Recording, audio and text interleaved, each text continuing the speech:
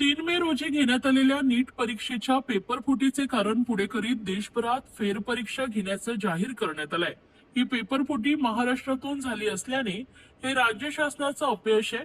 गेल्या वर्षभरात पेपरफुटीची 5 प्रकरणं झालेत, त्यामुळे मुख्यमंत्र्यांनी आत्मचिंतन करावे आणि खरोखर राज्यात कायदा आणि सुव्यवस्था आहे का हे जाहीर करावं असं आवाहन राष्ट्रवादी काँग्रेस शरदचंद्र पवार पक्षाचे ठाणे शहर जिल्हाध्यक्ष मनोज प्रधान यांनी केलंय। दरम्यान सर्वच प्रकरणात नाशिकचं कनेक्शन कसं काय येतं असा सवाल करून केंद्रीय परीक्षा पद्धती रद्द करून पूर्वीप्रमाणेच राज्यस्तरीय परीक्षा घेण्यात यावी अशी मागणी देखील प्रधान यांनी केली। आज पत्रकार परिषद घेत त्यांनी सरकारवर निशाणा साधला। यावेळी ठाणे शहर महिला अध्यक्षा मनीषा भगत तसेच पदाधिकारी उपस्थित होते। धक्कादायक प्रकार या देशामध्ये घडला। पहिल्यांदा नीट या परीक्षेचा पुनर्एक्झाम होणार असं काल NTAने सांगितलं। 22,70,741 लोकांनी विद्यार्थ्यांनी ही परीक्षा दिली होती आणि खऱ्या अर्थाने जे इमोशनल स्ट्रेस काल त्यांना झाला की एकदा परीक्षा झाली की ते पुस्तकं बाजूला पडतात आणि 2-3 वर्षाची मेहनत कुठेतरी संपते असा एक विश्वास लोकांच्या मनात येतो।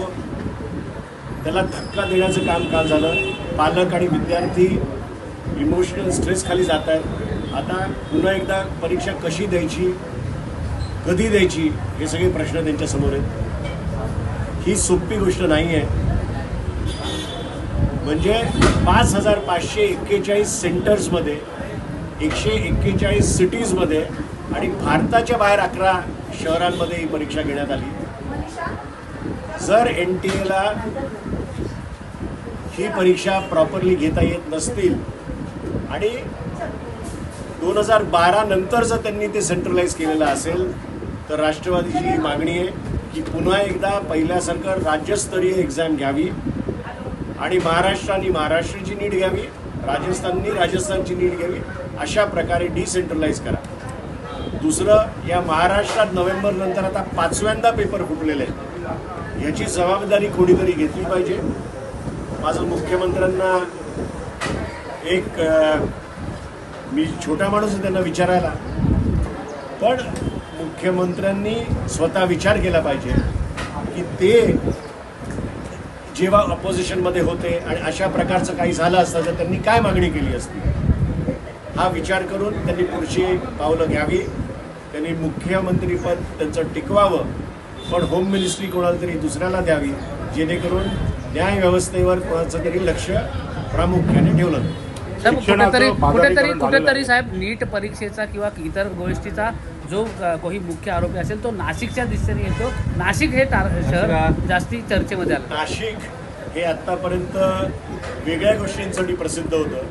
नाशिक आता तुम्ही गेले 60 महिने बघितलं, तपोवनवरनं सुरुवात केली, गोंदू बाबांवरनं गेली, TCSचा विषय आला, मध्ये का चांगल्या पंचतारांकित हॉटेलमधल्या क्लिप्स आला आणि आता शेवटचं म्हणजे पेपर फुटीचा आहे। नाशिकवर लक्ष द्यायला पाहिजे।